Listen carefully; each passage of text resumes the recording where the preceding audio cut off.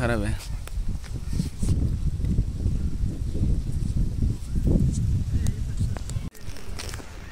So आत्ता आलो आम्ही पॅरा रोडला, जिथं ती नारळाची झाडं आहेत आणि लोक फोटो काढायला येतात. तर ती माझ्या बॅक साईडला बघू शकता तुम्ही.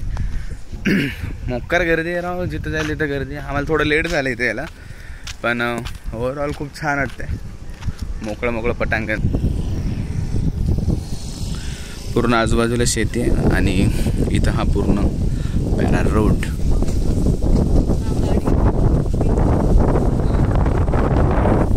सो आज वाटलं नव्हतं की आम्ही इथे येऊ शकतो, पण पॉसिबल झालं आणि आता फोटो वगैरे काढूया आणि साऊथ गोव्याच्या साईडला चालणार आहे.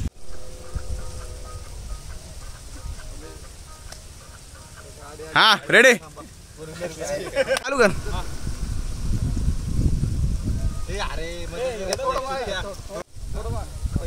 हा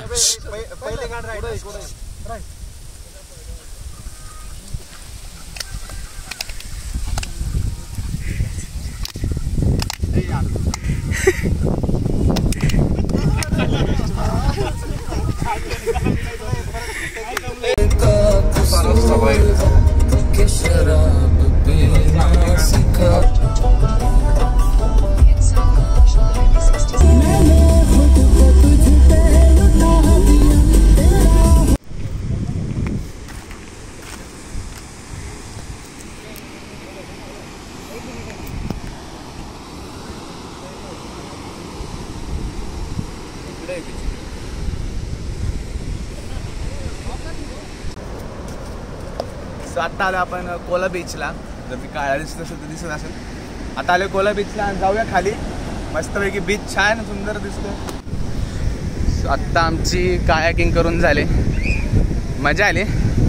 पण माझ्या समोरचा जो दृश्य आहे, समुद्राच्या ज्या अथांग असा समुद्र आणि त्याच्या लाटा, आई शपथ सांगतो इतकं बाप वाटते ना. आणि त्यात होतंय सनसेट आणि अशा प्रकारचे क्लाउड्स. जास्त थांबवत नाही बघा.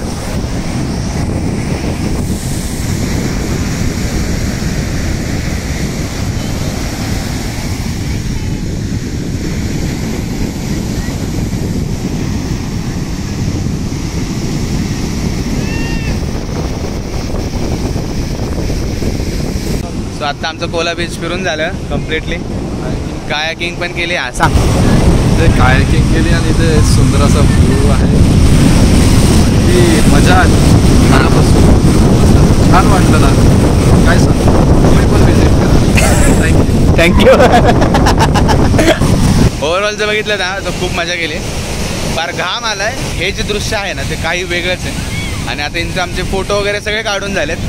आता आम्ही जाणार आहे रूम म्हणजे स्टे शोधायसाठी, कारण की आम्ही अजून हॉटेल बुक केलं नाही आहे.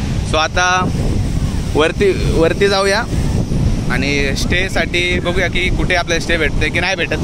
भेटला तर भेटला, नाही तर आपण करूया ट्राय कुठेतरी डॉर्मेटरीज नाहीतर क्लब हाऊस वगैरे बघून. तर अशा प्रकारे आपला हा 3रा दिवस गोव्यातला संपला आहे.